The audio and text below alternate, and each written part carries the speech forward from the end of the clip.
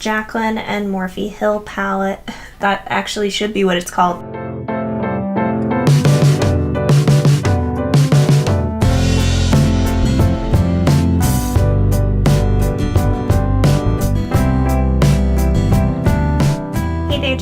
It's me, Jaclyn. Welcome back to my channel, or if you are new around here, welcome here. I would love to have you around here more regularly, so if you are interested in all things beauty, I post 2 times a week. The notification bell to stay in the loop of all new stuff coming out around here. I would hate for you to miss something. If you are interested in this foundation that I am wearing, that should be the video up prior to this, so I will have it linked in the corner. Today, I thought we would do a try-on haul of some things that I picked up both in the Sephora sale as well as some things from Ulta 21 Days of Beauty. If you are excited to see how I got this face of makeup, you are in exactly the right place. Keep watching. Shall we bake? It's a lot of shaking. Oh, dang it. Stupid. Just tapping out my creases one more time. I've never baked with this powder, but I'm really excited to try it out.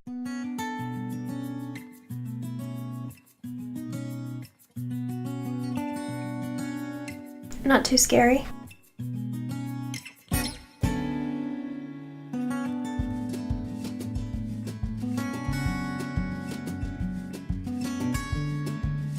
And then I'm actually going to go in with this Jaclyn and Morphe Hill palette. Jaclyn Hill and Morphe collaboration palette. I'm going to try this out for the first time. I have played and kind of touched and swatched, but I have not actually used it yet. Start with the lightest matte and we'll work from there. Well, that does not show up. That was the shade Poof. I was hoping that it would be maybe a little bit of a peachy transition, but it's just kind of a cream, so that is my skin tone, basically.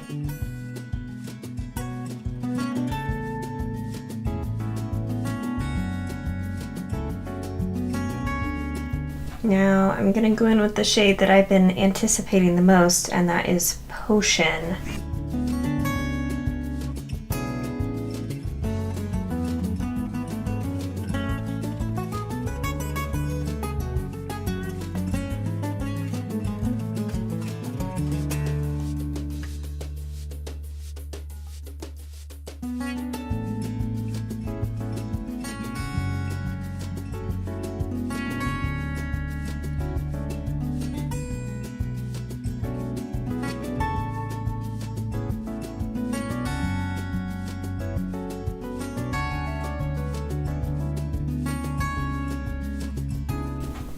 Well, on this side it didn't blend very easily. Let's see if we can blend it out with the transition shade. I mean, do you see that? Do you see the inconsistency of color? I keep packing it on in that area, but it just does not want to be there. It doesn't look very good.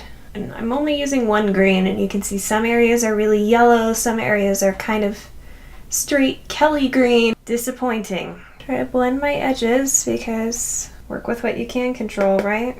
I really don't like these little harsh lines that have appeared, and I don't know where they came from. This is really agitating. I should be able to work with this and get it to be even pigmentation, but that's beyond my control at this point. You know what, just for the sake of this video, I'm not going to try to salvage it. I'm just going to continue using the garbage. Because the reality is, if you bought this and you haven't returned it yet, that's the position you'd be in, and you'd be trying to make it work, so I'm going to try to do the same thing. Oh, this is just getting worse. Now it's starting to look like a growth of some sort. I got too many greens. Well, I mean, at least it's solid. You couldn't say that before. This is crazy to me. I can't believe that it's that difficult to just have these perform the way that they swatch. All right, I'm going in with my e.l.f. Detail Crease Brush and Potion once again to see if we can get some more blending happening here. Okay, I think I'm gonna stop touching it because it's only gonna get worse. I'm just gonna match it up on this side. I do want to see if these shadows can be picked up on a brush. You only have 3 shimmers in here, and I'm thinking these 2 will mix pretty well. Maybe we can use this to blend it out on the edge.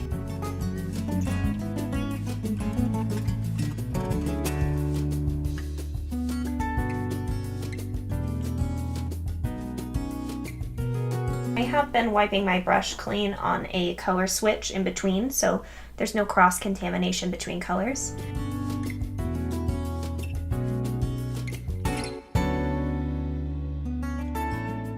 That one's kind of pretty, but it's still not great. I mean, it does not look flawless and seamless. I don't like that very much. Just flipping that brush over to kind of blend the two shades together with the clean side. I really wanted to love these, but unfortunately, I think that this has just proven the point that I have been kind of squawking about Morphe all along, and that is that their quality control is next to nothing, and that's unfair to paying customers. So I'd highly encourage, if you are going to purchase from them, to do it through Ulta Beauty so you can at least get your money back. I have dusted off that bake from underneath my eyes with my Real Techniques setting brush, and now we're gonna go in with some bronzer. I picked this up in the Ulta 21 Days of Beauty sale. This is the Hula Light by Benefit. I think this will be an ideal color for my skin tone, so I'm picking it up on this Wet n Wild Fire Dragon bronzer brush. This was from their limited edition collection. It's sold out on Ulta online, so look in your Ulta stores for it.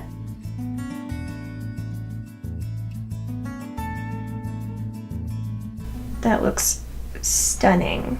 I'm really glad I picked this up.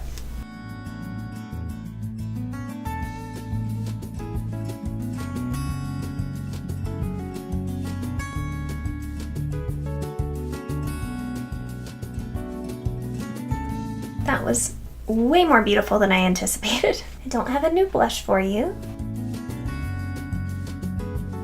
And I don't know that I've tried this on camera for you guys. I did find the shade 01 in this Strobe Light Milani highlighting powder. I really like the number 2 shade better for undertone, but this one is a little bit frostier.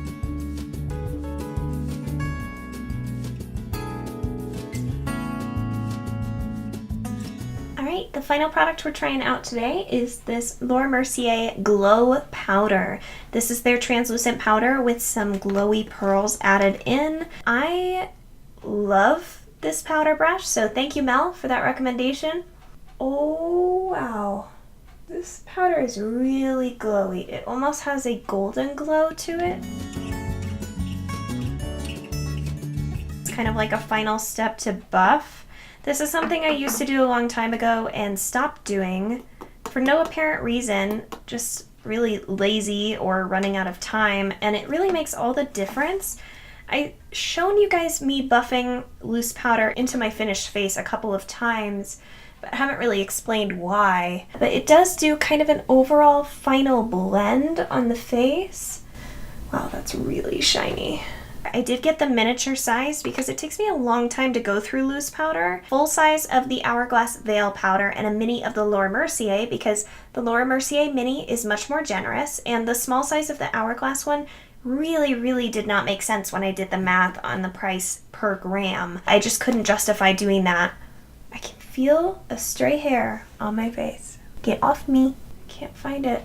Ugh.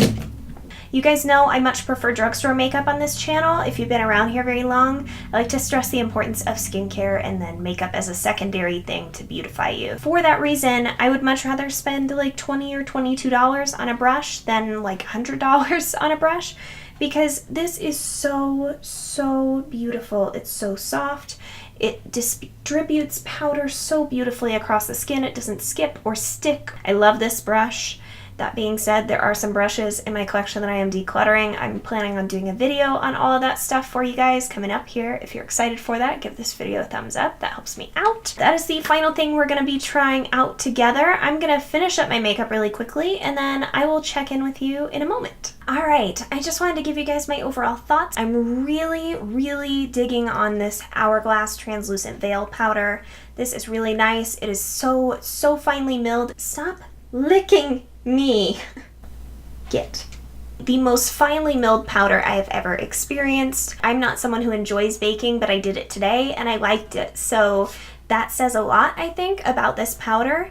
It has not made me look dry anywhere thus far, which is really important because I am a dry skin type. If that's something you're concerned about, I would definitely say that it could be a good idea for you to try out if you're in the market for something like that. This bronzer I think is lovely for my skin tone and lighter. I'm an NC20 in MAC foundations. I feel like that's pretty standard. People kind of know what they are in that. The weird thing about MAC foundations is it's backwards. So it says NC, but I'm actually warm undertone rather than cool. That's weird about MAC. But anyway, if you are an NC20 or lighter, I would say that you could use this bronzer. I really like it.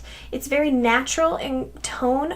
Oh, I got it. Yay. I had a hair on my face this whole time. My eyes. I think you guys already know what I'm gonna say, but I don't think this is worth your investment. I don't think this is very user-friendly. It's very difficult to blend. The other palette that I picked up, the shimmers, are impossible to pick up with a brush. This one was a little bit better in that respect. It sticks. The color dispersion is not correct. It's not even. It's very weird. If you're like me and we're eyeing this palette mostly for this color, I think you're gonna be disappointed, just like I am. This is going to be going back. I will say the one shade I really like in here is this one. I really wish that I could just have this shade and nothing else, because that one is actually decent, but the rest I really don't care for. This Milani highlighter I really enjoy. I've been using this, just not on camera, so I wanted to show you guys how beautiful it is, because this is what, like $7 to $10, depending on what store you pick it up at. It's so great. Have you guys picked up any of these new products? Let me know your thoughts down below. I would love to hear from you.